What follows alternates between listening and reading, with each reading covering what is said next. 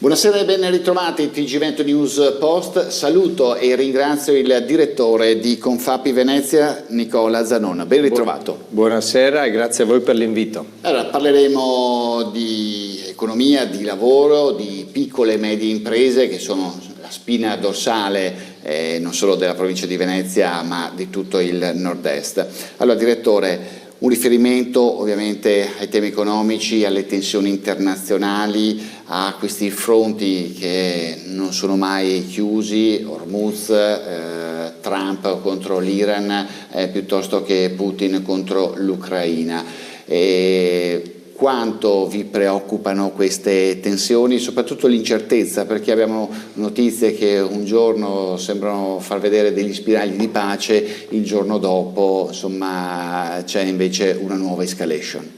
È proprio così, purtroppo l'incertezza è il principale nemico dell'economia dei consumi, perché non avendo un scenario definito e certo, tendenzialmente il consumatore spende meno e dall'altro punto di vista aziendale si rinviano, si posticipano gli investimenti. Questo mix dei due elementi cosa comporta? Un rallentamento dell'economia che registriamo, per fortuna siamo ancora con un segno più, però il principale nostro partner tedesco, no, in Europa è già diversi trimestri che è in recessione. Questo ovviamente sta quasi peggio di noi, no? Sta peggio di noi, che non è un motivo per gioire, anzi essendo il principale nostro partner nel momento in cui rallentano loro, di conseguenza essendo le loro filiere produttive strettamente correlate con le nostre, soprattutto in Veneto, in provincia di Venezia, pensiamo solo all'automotive ma non solo, alla chimica, gomma plastica, ovviamente questo rallenta tutto quanto. Siamo preoccupati, ma nonostante ciò continuiamo a produrre. I dati anche sull'utilizzo degli ammortizzatori sociali come cassa integrazione sì, sono in aumento come numero di richieste, ma il suo tiraggio in termine tecnico, l'utilizzo non è così massiccio, quindi nonostante tutto continuiamo a produrre. Senta direttore, ma lei è dello stesso parere di qualche opinionista economista che dice, non parlando di Venezia o del Veneto ma in generale dell'Italia, che stiamo andando verso il rischio di una deindustrializzazione? Il riferimento è l'automotive ma anche l'acciaieria, il caso Ilva, insomma, e altri settori importanti, industrie importanti che lo erano importanti. Purtroppo questo rischio è concreto e forte, si parlava di automotive e che ovviamente lì purtroppo la scelta scellerata dell'Europa puntare tutto sull'elettrico ci ha portato fuori mercato, i cinesi ci hanno sorpassato, ma più in generale abbiamo dei gap che ci portano veramente a rischio di perdere aziende industriali, che è quello del costo dell'energia, un costo dell'energia che è del 30% più alto rispetto ai partner tedeschi, addirittura dell'80% rispetto ai francesi. Anche se direttore, l'amministratore delegato di Electrolux Italia, parlando proprio di quel taglio lineare di 1700 dipendenti in Italia, 570 tra Porcia e Susegana, quindi nel cuore del nord-est, dice che ok, in Cina si paga molto meno l'energia, ma il vero problema è il costo del lavoro, che è 8 volte superiore in Italia rispetto alla Cina. Sicuramente il costo del lavoro è un tema importante e soprattutto perché c'è un cuneo fiscale molto elevato. A noi il nostro lavoratore che percepisce 1.600-1.800 euro al mese costa esattamente il doppio. Dopo ritornerò anche sul tema degli stipendi. Viviamo negli anni in cui si è poveri anche lavorando, anche con un lavoro sicuro. Senta, come si concilia il lavorare e fare impresa in questo periodo di bolla di crisi con il tema della sostenibilità, che è un tema al quale non potete insomma rinunciare? È un tema non solo su cui non rinunciamo, anzi rilanciamo, perché per noi un tema di sostenibilità è in realtà dare visibilità, certificazione a quello che da tanti anni le nostre piccole e medie imprese fanno, che si parla quindi di impatto sul territorio sotto un profilo di ambientale, sociale e di governance. Questo noi lo inseguiamo come obiettivo, ne diamo evidenza perché è una caratteristica tra l'altro insita della PMI, soprattutto nostro territorio.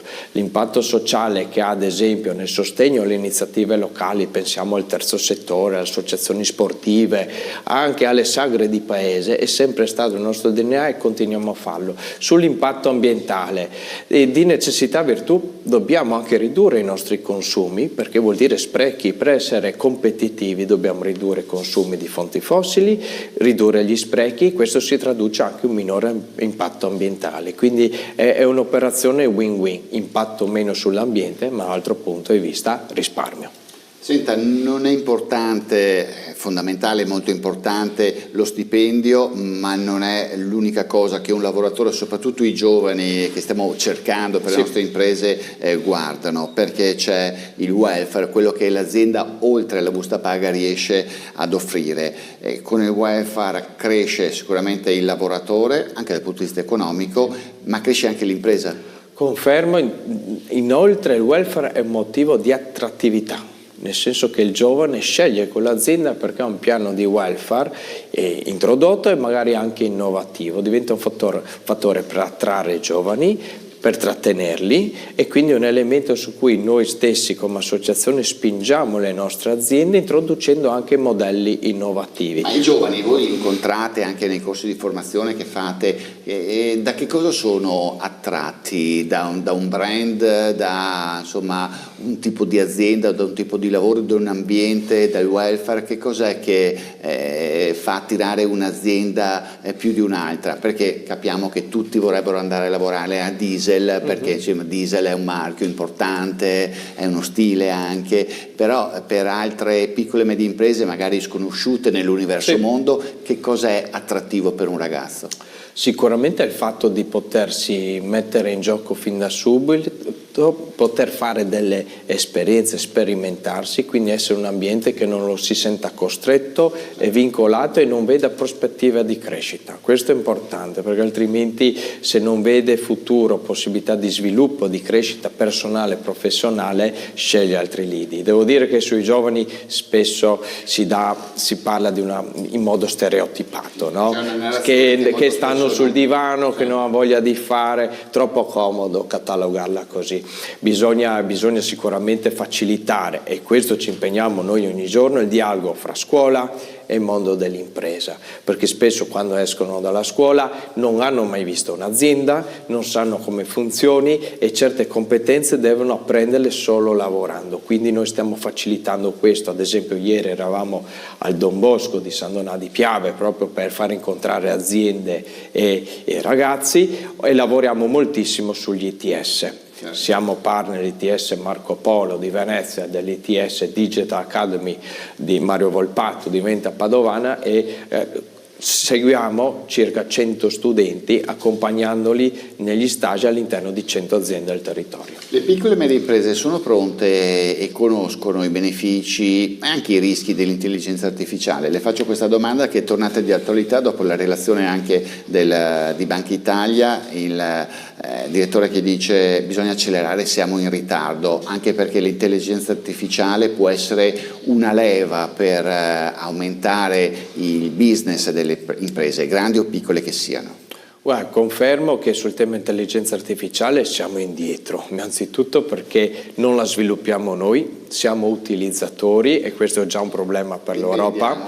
Dipendiamo, e anche già sulle risorse, sulle materie prime dipendiamo anche dalla intelligenza artificiale, che saranno le nuove risorse, i dati sono le nuove risorse, è un problema, quindi dobbiamo accelerare, essere al passo con gli altri paesi, e proprio sui giovani dobbiamo puntare, perché loro lo strumento li conoscono, hanno anche quella modalità, quell'approccio di utilizzo che le generazioni un po' più mature non hanno, ovviamente per ovvi motivi. Quindi i giovani possono essere quei soggetti che invece ci permettono di introdurlo, e soprattutto, tornando al tema degli ITS, proprio con il Mario Volpato abbiamo sviluppato dei percorsi biennali sul tema dell'intelligenza artificiale, per cui sforniamo i tecnici dell'intelligenza artificiale. Questo penso che sia una cosa lungimirante e che darà una mano al nostro sistema produttivo a recuperare questo gap.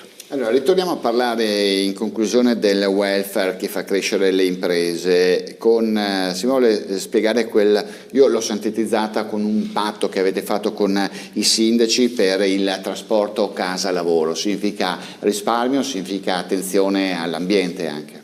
È uno dei vari progetti che sviluppiamo all'interno di un ragionamento più ampio, che è quello del welfare territoriale. Siccome crediamo sull'importanza del welfare come fattore di attrattività, c'è uno step 2, che è quello di un welfare territoriale, perché certe tipologie di servizi possono essere attivati da parte delle aziende se messe in rete, perché hanno dei costi fissi così importanti che la singola azienda non riuscirebbe a fare. Ecco il ruolo del corpo intermedio Confapi tramite il nostro ente strumentale per industria e servizi. Abbiamo colto questa esigenza nei comuni di Marcon per primo, poi nel comune di San Donà e di Noventa. Aziende che dicevano necessità di un servizio di trasporto puntuale dentro la zona industriale o possibilmente presso la mia azienda dai punti di maggior provenienza dei miei lavoratori. Per due ordini motivi, perché alcuni di essi, giovani e anche nuove persone arrivate sul nostro territorio, non hanno la patente o l'auto, per cui arrivano col monopattino, a piedi o in bicicletta, quindi c'è anche un tema di sicurezza nello spostamento. E in secondo luogo un tema di costi. Adesso acquistare un'utilitaria costa il doppio rispetto, poi parleremo di inflazione, costa il doppio rispetto a prima del Covid. Quindi è un tema per le aziende di welfare, di essere più attrattive anche per chi non ha questa possibilità di muoversi. 2, un risparmio di costi, perché semplicemente il tragitto in casa-lavoro impatta su un bilancio familiare.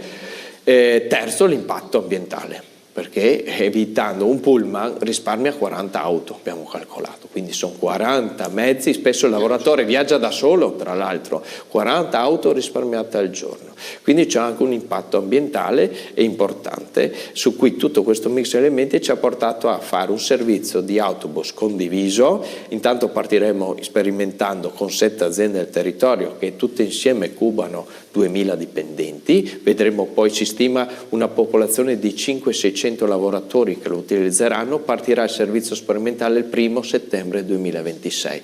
Progetto finanziato Regione Veneto su un bando specifico del welfare, perché la Regione punta molto ed è molto lungimirante su questo. Tra l'altro a breve il Presidente Stefani ha annunciato la costituzione di Veneto Welfare, che sarà una società in house alla Regione per sviluppare questo tipo di iniziative sul territorio.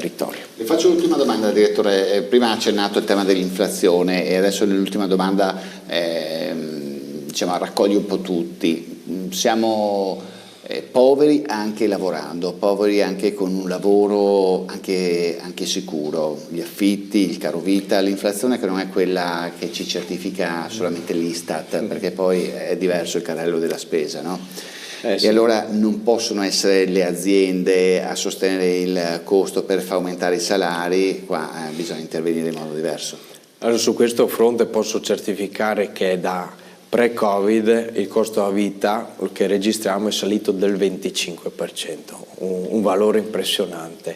Noi come azienda abbiamo fatto il nostro sforzo, penso al nostro contratto uniomeccanica delle industrie metalmeccaniche. Abbiamo aumentato gli salari con i rinnovi del 14%, okay? Tutto carico azienda. Rimane un 11% di delta, su cui ad esempio il governo ha fatto dei piccoli interventi andando a ridurre le tasse, ma solo sugli aumenti che sono stati fatti. Servirebbe uno sforzo importante, una riduzione del cuneo fiscale di tutta la retribuzione, perché a noi come aziende, a fronte di uno stipendio di 1.600-1.800 euro, 2.000 al mese, costa il doppio. Quindi c'è un costo del lavoro che grava su di noi, ma poi si traduce nella metà il netto che resta al nostro collaboratore. Allora, il tempo a nostra disposizione è terminato. Io saluto e ringrazio il direttore di Confapi Venezia, Nicola Zanoni. Grazie per essere stato con noi. Grazie anche a voi per l'attenzione. Il TG Veneto News Post torna domani come di consueto ai soliti orari. Arrivederci.